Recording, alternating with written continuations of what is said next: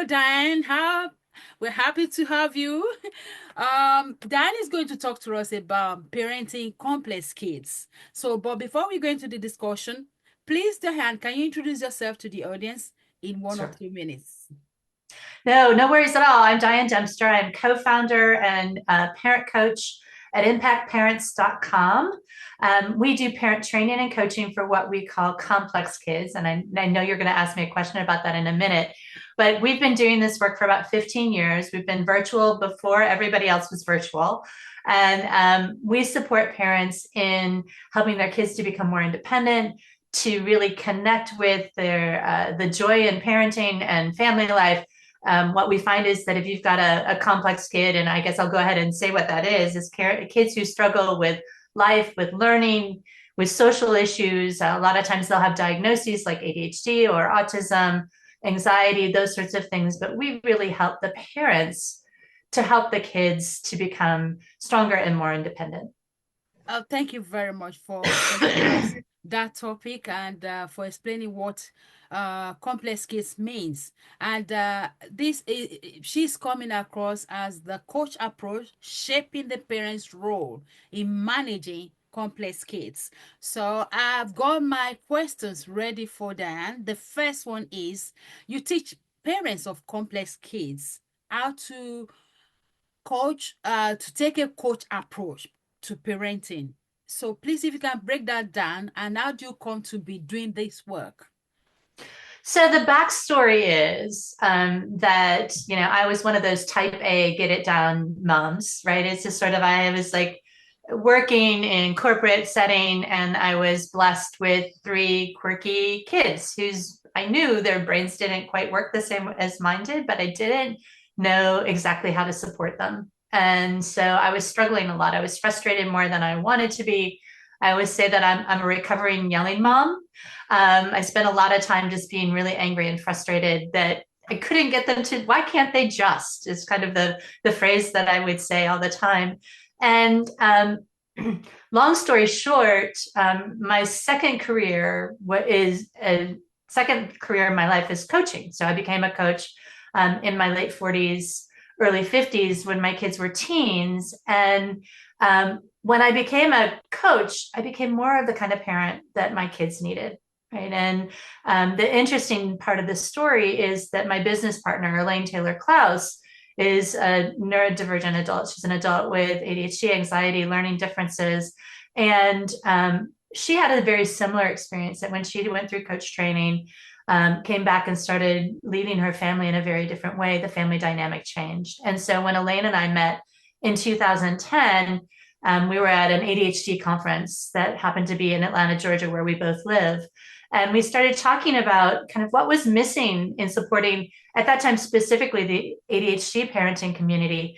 And there were a lot of resources that were focused on the kids themselves, but not a lot of resources focused on parents. And so when we started sharing our similar story about how when we became coaches, we became much stronger parents, much more the kind of parents that our kids needed to thrive, we went, well, wait a second. What if we taught coaching tools to parents? And so we don't teach coaching tools to parents so that you become your kid's coach, but because coaching is an empowerment-based modality, coaching is about identifying goals, identifying future states, figuring out how to make the changes that you want to be able to make. And because it's so empowerment-based, it is critical that relationships connect, that you're in collaboration with your kids, which is what most of us want as parents. And so it really helps us to move forward, help our kids to develop the skills and the strategies that they need, but to do it in a way that's empowering and connecting, which is really what I think most of us want in terms of the way we want to parent and to be with our kids. Absolutely, absolutely. How does the coach approach help build independence? Well, so I think about independence as being a process, not an outcome. I mean, I think that many of us, I think that a lot of the parents have kids who are, school age that are listening, maybe even younger. And, if you think about your kids and their independence, when they're young, they might become independent in terms of tying their shoes or, making their lunches for school, those sorts of things. And as they get older, it might be, more in terms of managing their homework. But part of what the coach approach does is that it gets us out of this sort of black and white thinking of, okay, either I'm in charge, I'm the parent and I'm in charge, I'm making sure that everything's getting done, or I'm secretly waiting for the day that my kid is in charge and they're just kind of getting everything done and I can just sit in the background and do my own thing. The coach approach really helps you to identify those places in the middle. We talk about 4 roles of the parent: the director, the collaborator, the supporter, and the champion. And most of us know what director looks like. It's this sort of, we're taking the lead, we're in charge. It works really, really well when our kids are younger. And then somewhere, yeah, somewhere around age 9 or 11, or maybe even younger, our kids are like, Mom, Dad, I don't want you to be, I want to do this, right? I want to be in charge. My teacher says I'm supposed to do this. You're not supposed to tell me what to do. I want to be able to do it myself. And so as parents, we often will go, okay, fine. And we roll back and we say, okay, so step up. And if you have a complex kid, they may have challenges with executive function. They may have challenges with anxiety. They may have challenges that make it hard for them to be as independent as they want to. And so what often will happen is they'll try to be independent, they'll struggle, they'll fail. And a lot of parents will say, well, you see, you failed, you can't be in charge. And we take that as an opportunity to just pounce back in and be in charge again. And then the relationships get rifted because they're wanting to be more independent than they're able to be. And we're not in a position where we're really inspiring that. And so that's where the coach approach comes in, because you're working on, how do I help my child to be as independent as they can be and to scaffold and support them in those spaces where they're having a hard time, but to do it in a way that's not, I'm in charge and you have to do it my way, but it's really about helping our kids to identify their own goals, identify their strengths, identify their challenges. Where do they need help? Where do they need support? Because ultimately, we're not just trying to get the homeworks done right now. We're not just trying to get through the tests and the school age sorts of things. We're trying to raise and launch successful adults who understand what their strengths and challenges are, who can step into adult roles and relationships with awareness and success. And what I know is that our kids won't do that the same way if we're like dragging them to their future, as opposed to supporting them in moving forward at a pace that makes sense for them and the relationship. Does that make sense? It does, but please, because I'm trying to take note as well. You mentioned 3 roles we can play in order 4 to roles. four Yeah. roles. Okay, I've Yeah. got champion, director, collaborator, and what's the fourth one? Supporter. Supporter. Thank you very much. Right. And Support. and as I was saying before, it's like a lot of times we know what director looks like, and champion, we know what we dream about. I mean, I have kids that are in their 20s, and my daughter called me the other day and she's planning her wedding and she wanted a few ideas. And so I give her my words of wisdom and off she goes and she does her wedding planning. And that's what a champion does, right? Ah, And the real work is in the collaboration and in the support. And that's really inspiring our kids to take as much of the lead as they can mm-hmm. and empowering them to do so, and then finding ways to step in a way that, a lot of parents will say, well, my kid doesn't want help. They would refuse to take help. Part of the coach approach is figuring out, well, what do I do if my child is in a place where they say, no, I don't want any help, but they really need it. They do. How do you dance with that, right? It's just sort of, because they're resisting, you're not sure, you don't want to step on eggshells, you don't want to be bossy, but it's this sort of, how do I move into that collaborative and supporter role? And so, like, one example of how the coach approach plays out is a tool that we call Ask, Don't, Tell. And so the tool of Ask, Don't, Tell is that instead of telling my kid, my kid comes home from school and it's like, okay, you're going to do your homework and then we're going to go to the playground and hang out afterwards and then we'll have dinner and then we'll do, it's like, I'm telling you what we're going to do. Mm-hmm.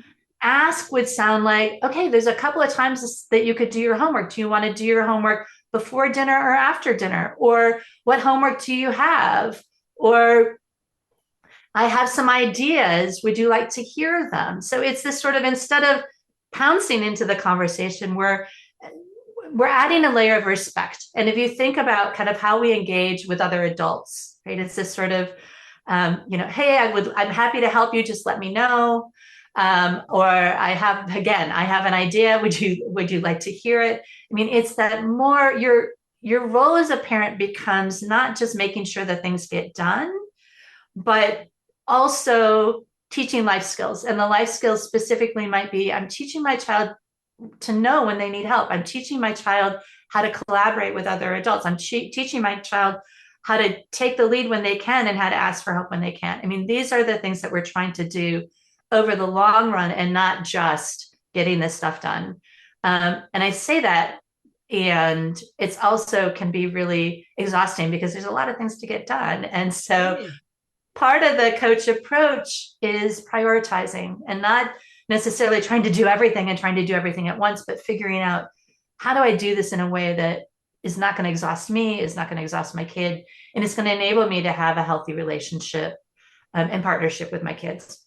Brilliant. You agree with me that despite no matter what it is, sometimes it does resort to argument, no matter Yeah. how smart you are. So often when arguments, I mean, up there heated, Yeah. and every emotional for all parties involved. So how does the coach approach equip parents with the tools to prevent them from getting to that point? Well, it's really interesting that the way that you're asking that question to preventing getting to the arguments. I mean, yes, that is ultimately our goal, but there's really two parts of this. It's this sort of what, how do we handle it when the arguments happen, and how to prevent the arguments in first place? Because I mean, we're human, right? It's a sort of, we get wobbly. I was talking earlier about my own story and about how I was getting frustrated with my kids more than I wanted to. When we as parents get frustrated and overwhelmed, we get wobbly. We might get agitated. We might get impatient. We might like get avoidant. We might, and our kids do the same sort of thing. And so part of this is noticing, okay, wait a second. The family system is getting heated or overwhelmed or stressed, and being able to navigate through that. And if you've got a child who is blowing up, or you happen to be the one that's blowing up, part of it might be to start with, okay, I need to start by recovering well. I need to repair. I need to be able to say, whoa, wait a second, I did not handle that the way that I wanted to. I'm so sorry. Let's hug and make up, whatever the language is that you like to use. And there are tools and strategies that we can use. But the tool I want to share is that you cannot problem solve effectively from a place of upset, right? Whether it's you being Wow. upset or your child being upset, we're literally using a different part of our brain, right? And our emotions are involved, and our frustrations, whether it's frustration or fear or overwhelm or whatever it is. And so we're not actually problem solving as parents. But we want to do that. We want to help our kids solve their problems. We want to teach our kids to be problem solvers. But if we're overwhelmed or stressed or frustrated or full of emotion, we're actually kind of more in fix it mode than we are in problem solving mode.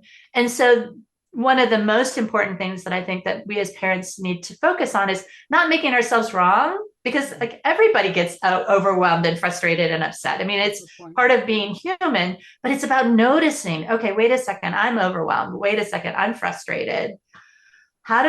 What do I need to do? Do I need to downregulate? Do I need to take 5 minutes and go for a little walk? Do I need to stop trying to parent for just a Mm-hmm. minute because I'm not doing it effectively? And then once we are at a place where we're calm, and I mean really calm, I don't mean fake calm, because a lot of us as parents get to fake calm, which is like we're not really yelling, but we're not, it's like maybe our jaws are like clenched, or we're like, like we're kind of pulling our hair or whatever we're doing. But it's like this, or we think, well, I'm not yelling, so I must be okay. Well, yes, it's a great step between yelling and real calm is to downregulate your voice. And we really want to be calm. We want to be in the full access of our brains and our bodies to go, okay, what is really needed here, and not, oh my gosh, this is an emergency. What do I do? This is crazy. I can't believe we're here again. I mean, you guys can all hear my voice. You have all been there. We all have been there. Yes, yes, yes. So that's the first part of the coach approach, is like, I have to be aware and keep myself as regulated as I can.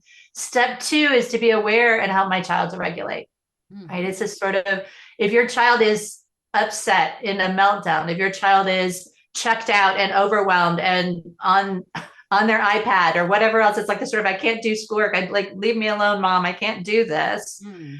It's possible that they're overwhelmed and agitated and worked up. And so the next step is, how do I help my child regulate so that Mm. they can partner with me to problem solve? And then when the family system is calm, then we can say, okay, so what's really going on here? Mm. And not how do we fix it, but how do we experiment with how to move this forward? And that's the piece that I want to really highlight for those of you who have complex kids. If you have a child with anxiety or ADHD or autism, that you'll notice that the thing that you tried yesterday that Mm. worked may Uh-huh. not work the same way tomorrow. And so we get to be creative. We have to be in a place of experimentation. And the only way to do that I've found is to stay as calm and regulated as possible so we can be creative, because that's really what we need as parents is creativity rather than, oh my gosh, I got to get this taken care of right now. Wow, wow. Thank you very much. I think I have to make a quote out of what you have just said. You cannot solve problem when you're upset. Yeah, no, I think that's that you're fixing instead of problem solving, right? It's the Fixing. distinction, because Yes. and it goes back to the animal in our brain, right? It's just sort of when we're in that escalated place, we're there to fight a saber-tooth, what is it, like a saber-tooth tiger, right? A saber-tooth tiger, right? It's a sort of, we're there to, that part of our brain is designed for emergencies. Mm-hmm. And if we're using that situation when our kid forgets to turn in their homework, whoa, wait a second. Like, we might get the homework in because we're like climbing over people to make it happen. But ultimately, what you want to be able to do is to partner with your kid to figure out, well, what's going on that's making it hard for this kid to remember their homework? Mm. Is it, and how do I help them to be more successful the next time instead of Mm. just being frustrated that it didn't happen and jump in and take over? Thank you, thank you, thank you. My next question is, often when parents give children any type of feedback, they immediately get defensive. What should we say to get them to do what we want?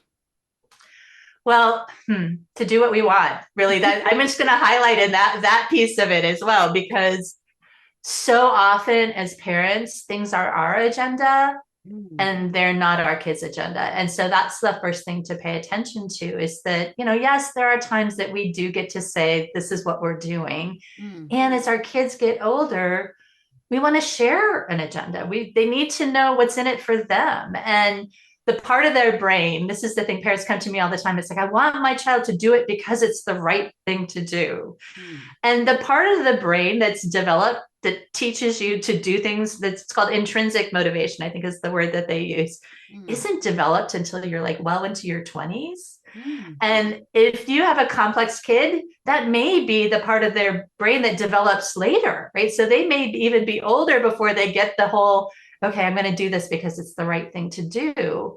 And if you're a human that has ADHD, particularly, that part of the brain doesn't work the same way, right? It's just sort of the brain, the ADHD brain needs to be genuinely interested in something in Right. order to engage with it. And I can't say that any more concretely, because it's one of the lessons I had to learn, because it's this sort of, I have what I call a just get it done button, right? It's this Mm. sort of, well, I don't like to fold laundry. I don't like to vacuum, but I know it needs to get done. And so I Mm. just get it done. But the ADHD brain doesn't work that way. The ADHD brain needs to be genuinely interested. Interested. And so whether you're an adult with with ADHD child, or whether you're an adult with ADHD yourself, part of it is going, okay, what's in it for me? What's my motivation here? Mm. And so we often do need to bring, so that's the second tip, is that we often do need to bring in motivation in order to get them to do. Number one is that there needs to be buy-in, right? It's a sort of, if it's what we want to do and not what they want to do, we need to get their buy-in. What's in it for them, sort of thing. And that may be motivation. The second piece, because you asked about when the kids get defensive, Mm-hmm. part of it is understanding why they're defensive. Well, if it's something you want to do, you Mm. want them to do and they don't want to do, maybe you're interrupting them. Maybe you're, I parents all the time, the kids hit the door after school and it's like, we've got the list of things that they're supposed to do after school and we're ready for it. And they're like, wait a second, I had this whole other thing that I'd planned on doing. I was going to go play with my Legos, or I needed to text with my friend or whatever. It's like they've got their agenda already set up and we come in with another agenda. And then we're mad when they're getting defensive. Well, a lot of times it's because we're interrupting what they're already planning. So that's the second piece of this, is to understand, what is it behind their defensiveness? Is it that they feel like we're always taking over? Is it that they feel like we're always secretly judging them Mm. and that they never do things right? I remember really distinctly when my kids were little, I was one of those moms who would like take the dishes and rearrange them in the dishwasher. It's like the kids would stack the dishwasher, but it's like nothing would fit because they just throw everything in. And it's like, so I'd go in there and rearrange it and everything else and see if you would only, and I'm like, okay, wait a second. After a while, your kids don't want to put the dishes in the dishwasher because they think they're going to do it wrong and they want to do it the way that mom wants them to do it, right? So the big thing about defensiveness is understanding that there's probably a really legitimate reason that your kid is getting defensive in the first place, Mm. and that there's probably a habit or a pattern that's been creative Mm. over the years. And so getting curious, which is one of the key tools in the coach approach. So what's going on for my kid? What's going on for me? And then figuring out, okay, so how do I approach this in a very different way? Right? So if I'm doing this in a way that's making my child defensive, is there another way in? Can I bring in some humor? Can I bring in a request rather than an order? What are the things that I could do differently that might help my child to be less defensive? And it might be, being a little transparent and saying, you know what? I like that was a little bossy here. Like, I don't want to be bossy. You're getting grown up. You should be able to be in charge of your day. How do Mm. I help you to really own this, Mm. rather than me being in charge all the time? Because that's really a lot of what our kids want, is they want more agency in their world. And back to that dysregulated part of us, it's like this sort of, we don't have time for them to Mm. be in charge. We have to be in charge because there's all Mm. these things to do, right? Wow, that is cool. Right. You did mention about motivation. Motivation, yeah. Motivation, it can be very, very tricky. So, from your experience, in what ways can parents use this approach to motivate kids, especially teenagers? I know you can get away with the younger ones, but when you Yeah, are yeah. into Well, there's so many different parts to this, Rachel, and I think that that first part is that the way I'm going to say it is that motivation is critical and it's not everything, right? And so a lot of times parents will say, "My child's just not motivated," mm, and the reality is that it may be that it's that the thing that they're trying to do is actually very hard for them. And so, it's kind of like if I were to offer you $100,000 right now to speak a language that you don't know how to speak. It's like you might be really motivated, but you're like, no, I can't do that. I can't get my brain to do that without some training, mm, some skills. yeah. And so that's the first thing, is to make sure that what we're really looking at is motivation. And Mm, with complex kids, that it's not an executive function challenge. That okay. there's not a delay in their development that's making it hard for them to be organized or self-managing or those sorts of things. And Mm, then the second thing I want to say is that motivation is key, right? We were talking about that just get it done button, and parents are like, well, I don't want to pay my child to have to do everything. mm, There's intrinsic in the work environment, and it doesn't mean you necessarily have to only use money as a motivator for our kids, but part of this is understanding and noticing what it is that does motivate your child, right? And we talk about 5 motivators, and there's more of this out on our website if you want to connect with us. But the acronym is PINCH, and it's play, interest, novelty, connection or competition, and hurry up is urgency, right? And part of what we get to do as parents is to really notice, like, mm, do you have a kid who loves, okay, let's see how long it takes you to do math problems, or do you have a kid who really likes sitting at the table with you and you're doing some works or some or writing some. I remember my mom, when I was little, my mom would sit at the at the table and write letters while I was doing things, because I love connection, right? And it's this sort of, she didn't know this at the time, but she was helping motivate me by staying in the room with me, as opposed to leaving me on my own to try to do my homework on my own. So part of this is about noticing and paying attention to the kinds of things that motivate your kids, or the kinds of things that demotivate your kids, right? And so if you've got a child with anxiety, pressure and competition might not be the tool in their toolbox, right? Mm-hmm. And if you've got it, and maybe your kid is a last minute kid, right? It's a sort of, okay, they're waiting to the last minute. They're using that sense of urgency as a way to try to motivate them, to get them going. And it's hard for them to do things, a few days in advance, but they can get stuff done at the last minute. Let's not make that wrong, but let's Mm-hmm. help our kids to develop a whole toolbox of things that motivate them, and not just that, oh my gosh, I'm going to be late if I don't get this turned in. So there's a lot of different pieces here around motivation. Hopefully that gives you a taste of why Yeah, it's yeah. important.